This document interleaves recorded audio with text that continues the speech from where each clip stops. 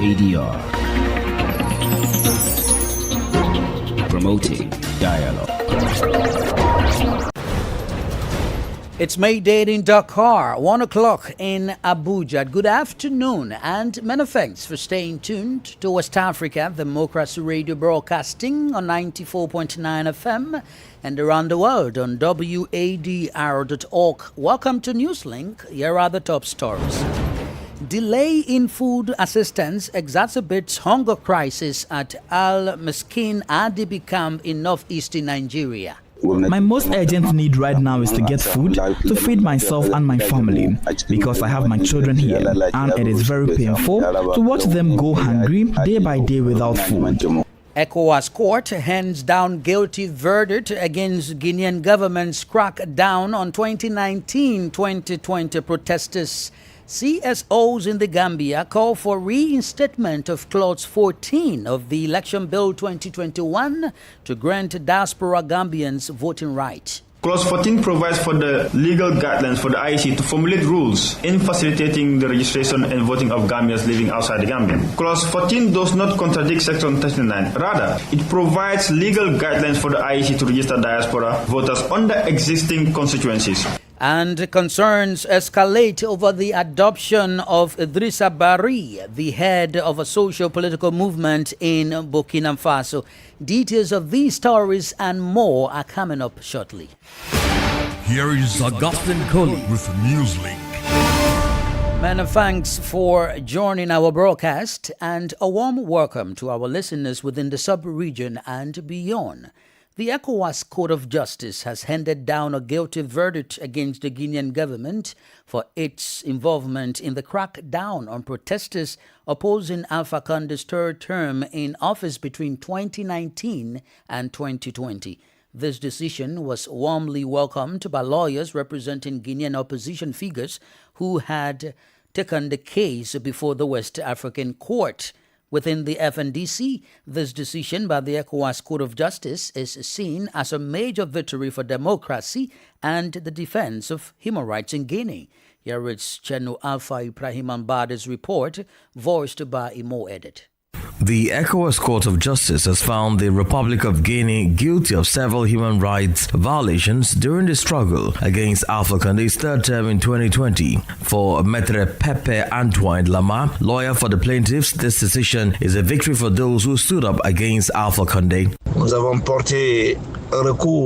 We filed an appeal before an international tribunal which ruled in favor of our claim. Our clients' rights have been restored. The opposition party has been found guilty of numerous human rights violations under this president's leadership. This is about more than just money. In its decision, the court ordered the Guinean state to pay compensation to several members of the National Front for the Defense of the Constitution, FNDC, a movement that initiated the protest against Alpha Conde's third term. Attorney Pepe Antoine Lama clarified that these clients would not be claiming this compensation. Let me simply tell you that financial matters are not at the core of our clients' concerns. Our clients have not fought for wealth. They have fought for values, justice, democracy, and human rights. Today, the mere fact that the court has acknowledged that human rights were violated through acts of arrest and imprisonment brings greater solace, especially when the nation itself acknowledges this truth. In a statement, the National Front for the Defense of the Constitution welcomed the ECOWAS Court Justice's decision in the case against the Guinean government. For the FNDC, this decision, which recognizes the violations of the rights and freedoms of the movement's leaders in 2019, is a major victory for democracy and the defense of human rights in Guinea. Channel Alpha Ibrahim Ambada's report from Conakry, voiced by Imo Edit. Thousands of displaced people at Al Maskin Adibi camp in Borno State, northeastern Nigeria, are facing severe hunger as food aid remains unavailable, leaving families in desperate conditions. Many residents of the camp say they have gone days without a proper meal, with children, including women and girls, forced to beg. Bulama Burom, the camp leader, told WADR's Usman Omar that government officials collected names and promised full assistance, but nothing has arrived since the recent floods. Here is his report. The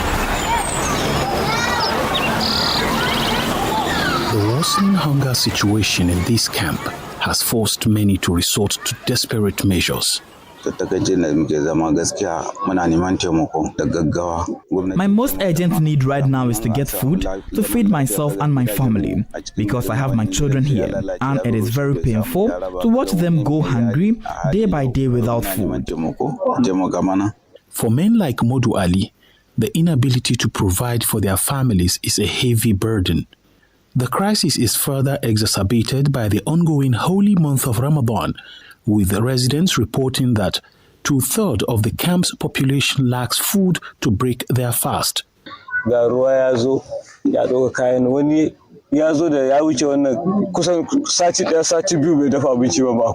after the flooding, the government had not even cared about us, so we don't understand what is happening. In fact, NGOs used to come and they will go. They will come and check the condition of the camp. But since after the flooding, nobody has come.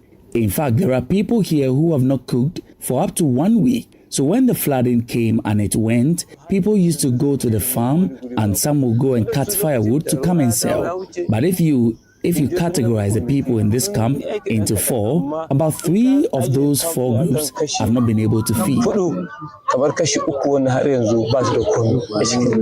Women and girls are even more vulnerable in this situation. Aisha Usman, a woman leader at the camp, provides more insight.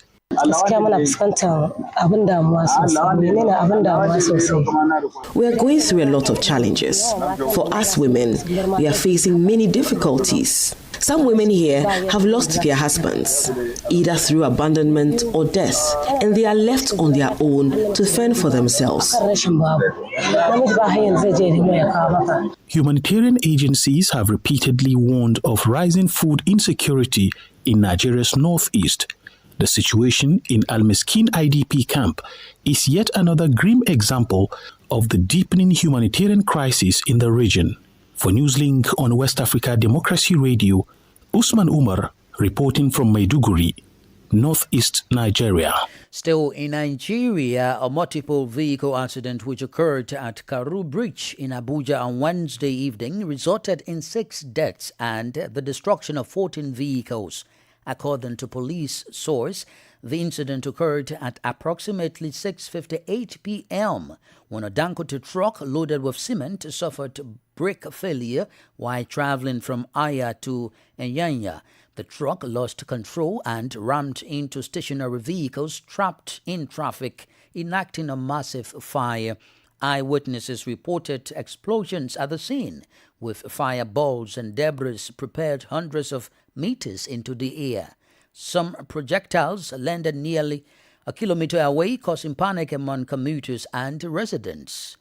Emergency response teams, including firefighters and police officers, were deployed to contain the blaze and restore order.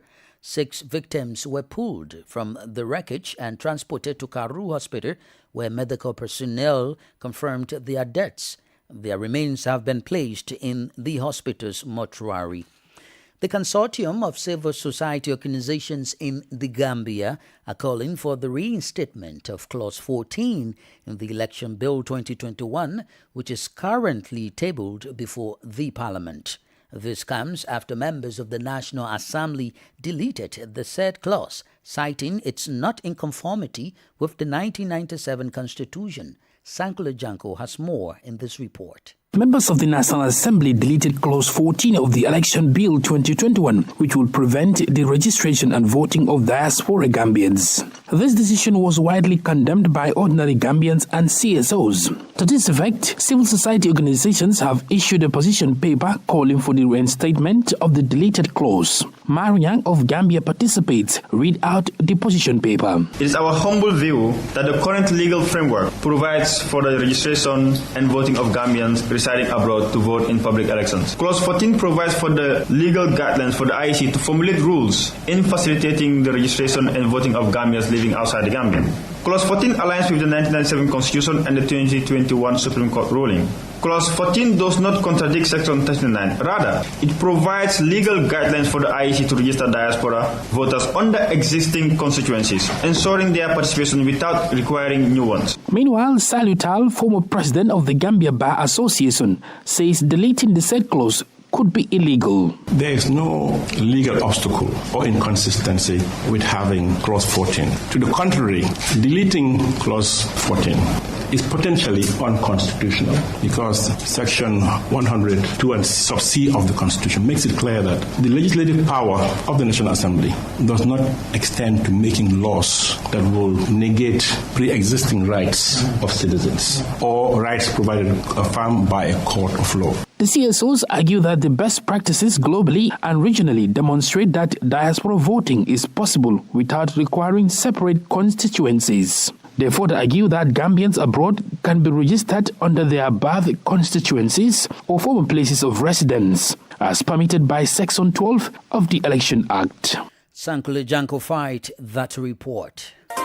More stories coming up on West Africa Democracy Radio. Newslink continues. Here in Senegal, no fewer than 410 migrants were arrested by the gendarmerie. Of this number, 59 people, including 16 girls, were arrested in the village of Bojen, while an initial 374 individuals were intercepted between Bou and Fatik during the weekend of March 14 to 16, 2025. The gendarmerie, in a statement, noted that those arrested were mainly from the Gambia, Cote d'Ivoire, Sierra Leone, and a majority from Guinea. Similarly, 7 members of a smuggling network were arrested and significant logistical resources seized. These waves of arrests followed increased patrol and surveillance along the coast by joint security operatives to tackle the trend of irregular migration, which has rocked the country and claimed many lives in recent times. A group of NGOs in Senegal described the latest arrests as alarming and expressed deep concern about the resurgence of irregular migration. Let's now focus on the Central Sahel region, particularly in Niger, where the government has provided details on the expulsion of CEOs of Chinese oil companies. The decisions were taken by the military authorities at the end of last week in a context of fuel shortages. There is more in this report by our Niamey correspondent Mutala Zuberu, voiced by Abdullahi Hassan. The press briefing was hosted by 3 Nigerian ministers, that of oil, justice, and handcrafts. The meeting aimed to clarify the partnership between Niger and China in the oil sector. Dr. Sahabi Umaru is the Nigerian Minister of Oil. The state, it must be noted, wears a dual hat. We are shareholders, but being shareholders means being powerful actors. And when we examine society at its core, we are stakeholders. On the political stage, we are not shareholders. However, the state, given its large scale, cannot remain indifferent in times of crisis. Nigerian authorities also decided to close the Solix Hotel in Niamey, which was hosting Chinese nationals in the country. This decision was taken after irregularities were noted in the hotel's management. Guichen Agechu Atai is Niger's Minister of Crafts and Tourism. This decision was made by the Ministers of Crafts and Tourism following a thorough review of the facts and circumstances surrounding the management of this hotel. It comes in response to behavior that violates legal standards and the commitments of the tourism sector, contrary to hotel regulations that require permanent leasing to travel agencies. The Nigerian Minister of Justice, Aliyu Dauda, added that this decision is a way of promoting Niger's interests. We have chosen to appear before the national press to raise awareness about issues of significant importance, issues that concern both sectors and our cooperation. We are not targeting social partners, but we are committed to safeguarding the interests of the Nigerian people. At the end of last week, Nigerian authorities decided to expel 3 CEOs of Chinese oil companies.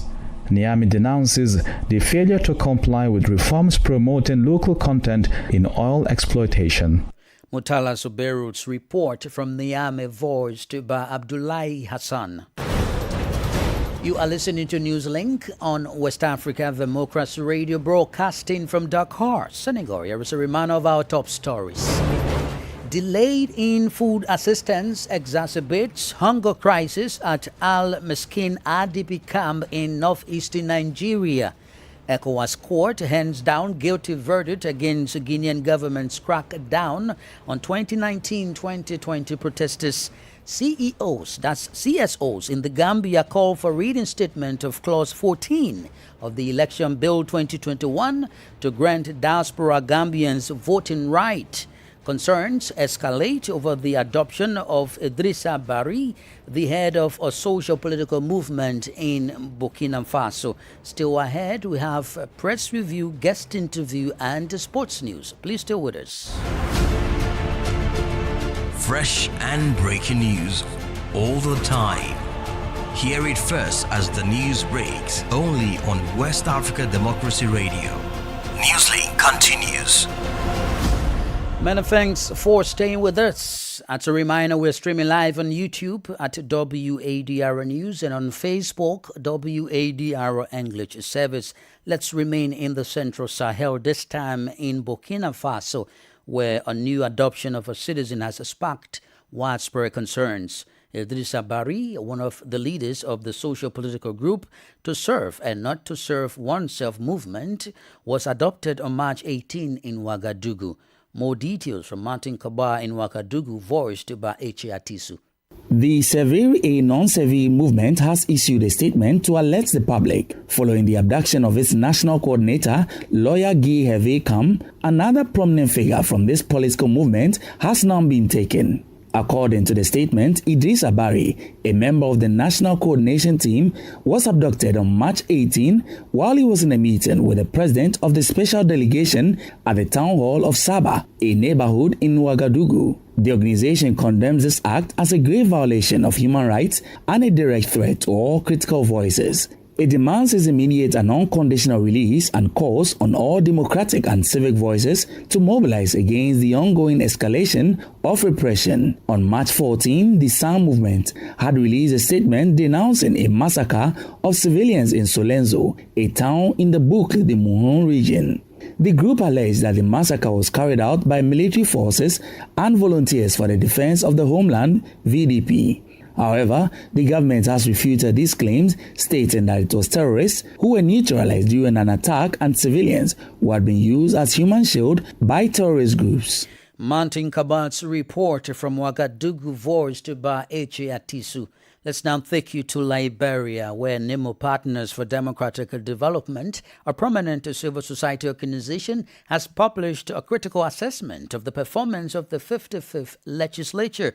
The report, released on Wednesday, scrutinizes lawmakers' tenure, raising transparency concerns regarding accountability and legislative efficiency. WADR's Monrovia correspondent Ephraim Parker reports. The 2025 Legislative Digest provides a detailed evaluation, noting that the House of Representatives conducted 146 sittings with 33 legislative instruments passed, while the Liberian Senate engaged in 76 sittings, resulting in 29 legislative actions. The report underscores pressing issues such as accessible voting records, challenges related to budget accountability, and a gender imbalance, with only 11 women among the 103 legislators, something the group's executive director, Elijah Wolo, stressed the need to be addressed. A total of 996 nominees were confirmed by the Liberian Senate. We also observed 41 public hearings conducted, providing a platform for citizen participation. 5 formal petitions submitted to the public demonstrating increased civic engagement. The civil society organization, through its executive director, has also called for reforms aimed at enhancing legislative transparency, improving oversight of the government agencies, and fostering stronger citizen engagement. Limited budget accountability, so all the money that been spent by the government, even through ministry, agencies, and commission, it's very difficult to find reports. So the performance report from the different marks in the legislature is very difficult to find. As part of the recommendations, Netmore Partners for Democratic Development wants lawmakers in both houses and civil society to take immediate actions to address these governance gaps, emphasizing the need to strengthen Liberia's democratic processes and ensure a more inclusive legislative environment. For Newslink on WADR, I'm Abraham Parker reporting from Monrovia. This is the newspaper review. Stay abreast and find out what the top stories are in your country. This is the newspaper review. The newspaper review. Let's travel to the Ghanaian capital, Accra, where Nadede Tete is on standby with the press review. Welcome to the newspaper review segment. We'll start off with the Daily Graphic newspaper front page. Government revokes small-scale mining licenses. Action affects permits issued after December 7. Also here, Labour Ministry and Youth Employment Agency launch work abroad program. And NPA boss vows to flush out illegal fuel traders. Now let's go to the Ghanaian Times newspaper front page.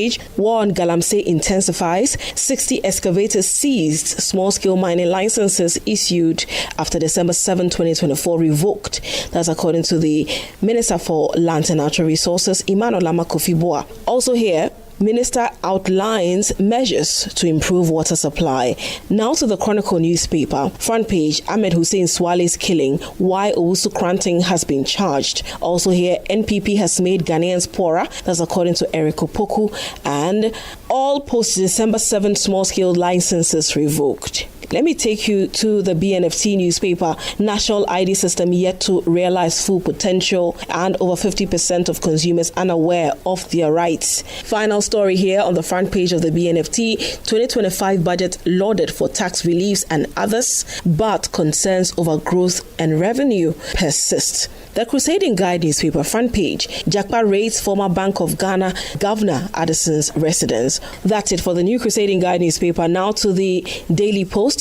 Adjoa Safo explains how Akufo-Addo was covering corruption and major shakeup in police service. IGP overhauls management board. We'll end with the Daily Guide newspaper.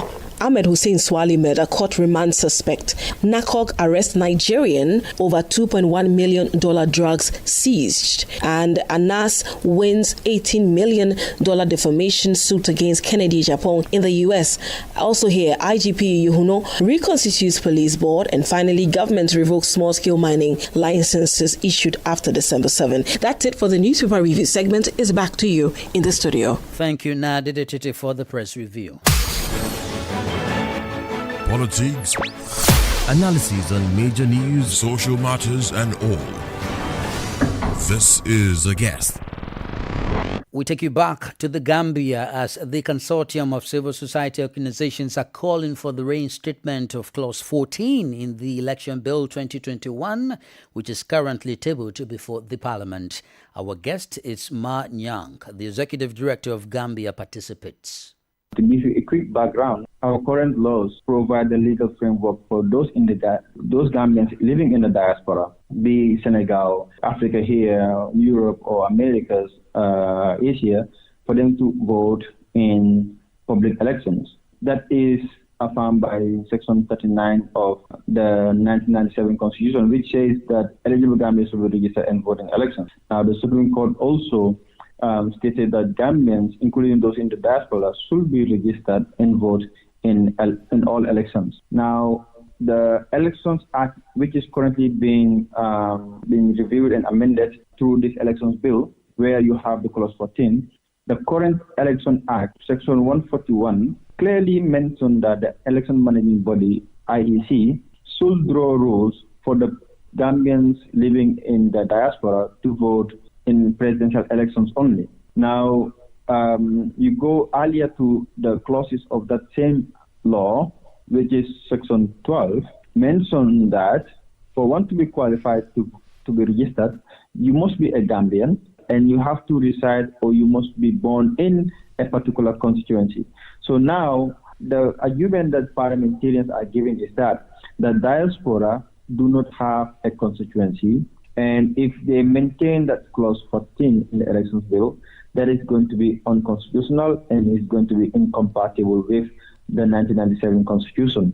So we are telling them that is actually not the case. The diaspora in presidential election and referendum, they don't need to have a constituency because in these two elections, the country is treated as one constituency. Countries with greater resources like Nigeria and Ghana are not implementing diaspora voting. How do you think the Gambia can be cognizant of the logistical nightmare ensuring diaspora voting? First, to address the issue of logistical nightmare, elections around the world are logistical nightmare. It is not a good excuse for one to use that as a yardstick to disenfranchise voters that are constitutionally given the franchise to vote in elections. Governments deal with more logistical nightmare than elections, and they're able to address that. We should not pick and choose what type of logistical nightmare we should address or not. Countries that you have cited, Nigeria and others, I don't know what their legal framework is in accommodating those in the diaspora to vote. But the country where you are residing in Senegal, they are fulfilling the constitutional mandate for Senegalese wherever they may be to vote. In the meantime, have you approached the National Assembly members to dialogue and find a way forward to ensure the possible clause reinstatement? At individual parliamentary level, this is a group of civil society. We've been engaging different parliamentarians, even the ones that have voted against it. Some of them have started changing their position and being more receptive to this idea. As I said, it is important to provide these legal explanations and guidance. What the justification that they were given was they don't want this clause to be unconstitutional, and we are telling them that it is actually not constitutional. In fact, you removing it will be more unconstitutional than you maintaining it. Maintaining it is in line. Not maintaining it is not in line. Ma Nyang is the campaign leader for the reinstatement of Clause 14 in the Election Bill 2021, speaking with WADR. Here comes Sankule Janko with the latest in the sporting world. Good afternoon, Sankule. What's unfolding in the world of sports right now? Good afternoon, of course. Augustine, let's get straight to business because there are a lot of, World Cup qualifiers to talk about. Let's begin in the Gambia because the former Mahia head coach Jonathan McKinstry is plotting to upset Kenya's Harambee Stars as he leads the Scorpions of the Gambia into a battle tonight. McKinstry, who now heads the Gambia national team, led Mahia to 3 Premier League Ghana and Kenyan Premier League titles. The Scot will hope to use his vast knowledge in Kenyan football to his advantage when Gambia takes on Kenya at the Alassane Ouattara Stadium in Abidjan tonight. Elsewhere, the Super Eagles captain William Troost-Ekong has promised Nigerian fans in their 2026 FIFA World Cup qualifier against Rwanda on Friday. The Super Eagles are hoping to turn their fortunes around after a poor run of form during the qualifiers. Nigeria must win to stand any chance of qualification, and the captain has assured fans for victory. And the road to 2026 FIFA World Cup qualifiers continues as Africa's top national teams battle it out on March Day 5, and that is today. Quite interesting fixtures, but among them is Sierra Leone taking on Guinea-Bissau in an all-West African tie, as well as Mali also taking on Comoros. And Gambia also will play Kenya tonight. And that's it for sports. It's back to you, Augustine. Sankule Janko bringing us to the end of this edition of Newslink on West Africa Democracy Radio, broadcasting from Dakar, Senegal. Thank you for listening, and many thanks to Mustafa Sek and Sheikh Njai for the technical support. Coming up at the bottom of the hour is our environment program, Enviroscope, with Abdullahi Hassan.